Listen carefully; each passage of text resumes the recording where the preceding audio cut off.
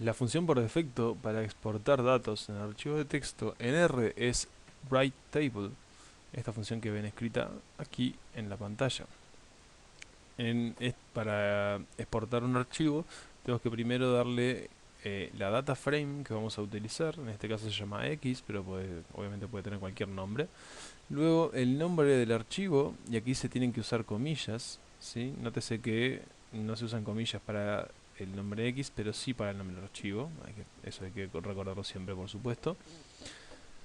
Y en el nombre del archivo se incluye la extensión, pero en verdad lo que nosotros pongamos como extensión es irrelevante. Es decir, podríamos haber escrito cualquier palabra aquí sobre el final y en verdad da lo mismo. De todas formas, es una convención que es útil después para poder eh, identificar cómo están escritos los valores dentro de esa tabla.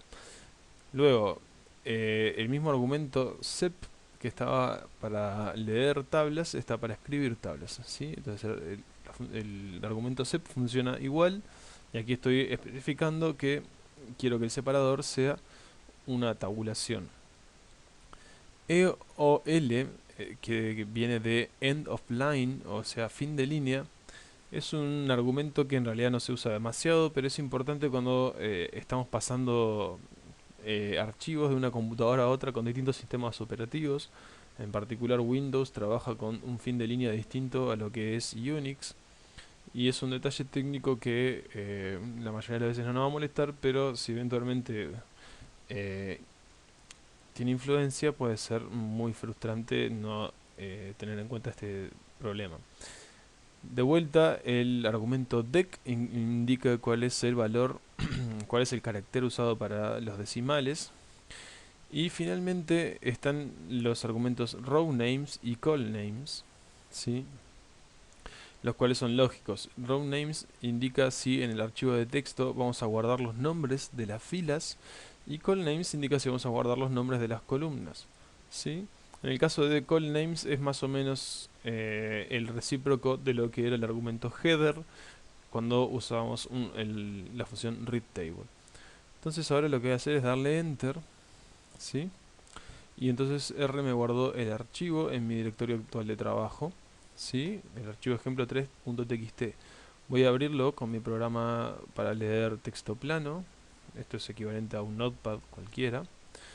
Y aquí encuentro el archivo llamado ejemplo 3.txt. Entonces vamos a ver qué es lo que me guardó. Como podrán ver, en la primera fila lo que tengo son los nombres de las columnas, ¿sí? Y en las siguientes filas tengo primero el nombre de la fila, ¿sí? Recuerde que habíamos puesto row names igual true, ¿sí? Y la consecuencia de hacer eso es que aparecen los nombres de las filas, que si bien son números, igual aparecen entre comillas porque son considerados texto a los efectos de la exportación. Y luego todo lo demás es igual a lo que ya hemos visto antes. Bien, si obviamente si hubiéramos escrito lo mismo, pero en vez de row names igual true, hubiéramos puesto false quiero decir, el archivo que vamos a obtener va a ser va a carecer de esa primer columna con los nombres de las filas. Bien, esta es la forma por defecto para exportar archivos.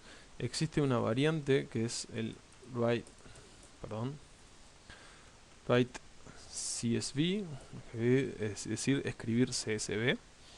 Y aquí, bueno, el primer argumento es el mismo, el segundo también, ¿sí? Entonces puedo escribir ejemplo 4.csv, bien, y en este caso voy a usar el CSV2, ¿sí? La variante CSV2 de esta función, porque quiero usar punto y coma para separar columnas. Y vamos a ver qué es lo que obtengo. Abro el archivo nuevamente y una vez más aparece una primer columna, ¿sí? Con los nombres de las filas y además incluso me aparece un carácter vacío, ¿sí? En la fila que corresponde a los nombres de las variables, ¿sí? En realidad, en general, esto es recomendable evitarlo, ¿sí? Porque después cuando vamos a importar, si quisiéramos importar de vuelta en R este archivo, obsérvese lo que hay que hacer. Si yo escribo read csv2 y le pongo el nombre del archivo ejemplo 4.csv, ¿sí? Lo que obtengo es una data frame, pero que tiene una diferencia. Me agregó una nueva columna y le llamó X mayúscula a esa columna, ¿sí? De forma que no es exactamente al archivo que tenía originalmente, a la data frame original que era de X, que como ustedes pueden ver era muy diferente a lo que importé ahora. Si nos pasa esto y queremos evitar importarlo de esta forma, podemos agregar aquí la opción row names igual 1, ¿sí? Y me lo importa correctamente. O en el momento de exportarlo, en vez de utilizar solo estos dos argumentos, agregamos el argumento row.names igual false, ¿sí?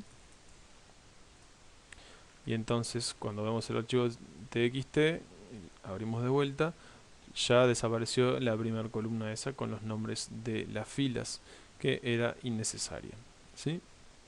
Entonces aquí estamos redondeando lo que es esta lección sobre importar y exportar datos. Es importante recordar que en general en R lo más preciso y lo más útil para exportar datos en verdad son las funciones save, ¿sí? Para exportar, y la función load para cargar, bien. Pero esas funciones sirven para exportar con formatos que pueden leerlo R solamente y no otros programas como Excel o como LibreOffice, etcétera. Así que vamos a usar las funciones readTable y writeTable cuando queremos interactuar con otros programas, ¿sí? Otra cosa interesante a tener en cuenta es que existe un paquete llamado foreign, que sirve para usar funciones que importan y exportan archivos nativos de otros programas como SAS, SPS, Stata, etc. ¿Sí? Bueno, con esto termina esta pequeña lección sobre importar y exportar datos. Seguiremos en IMSER con otros videos de esta tercera unidad. Hasta luego.